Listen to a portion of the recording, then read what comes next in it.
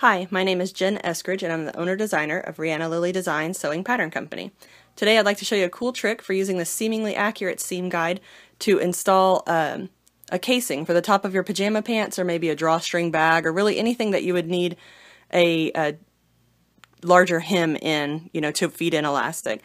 So let's pretend like this really awesome chicken rooster fabric is the top edge of a pajama pant, or maybe it's a drawstring bag and the whole bag is down this way. I've folded over my recommended hem and I'd like to use a 3/4 inch elastic, so I'm going to need a 1 inch hem on here.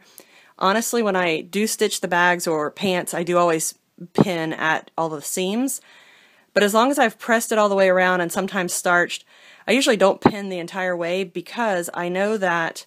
by lining the edge of my project up with my 1 inch mark on the seam guide, and the needle line is marked here, so I know the needle is going to be 1 inch away from the edge of my fabric. As I stitch, all I have to do is keep this edge in line with that 1 inch mark. So I'm going to go ahead and stitch, just keep it in line. I haven't pinned anything, I haven't measured all the way around, I haven't made little dash marks with that sliding seam gauge. I just stitch and it's in line.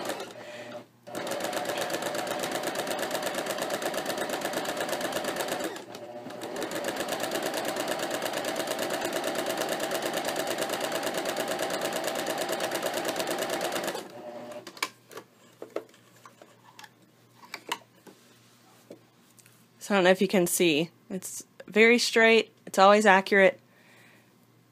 and you also have all the other lines on the seam guide to do any projects and any width seam for your casings, for, even if you have a double casing. So say I have 2/4 inch ones, well, I can just take my casing piece, and now instead of lining it up with the 1 inch, I'll line it up with the half, which is in the light gray, the 1/2 inch mark, and as long as I'm keeping that in line,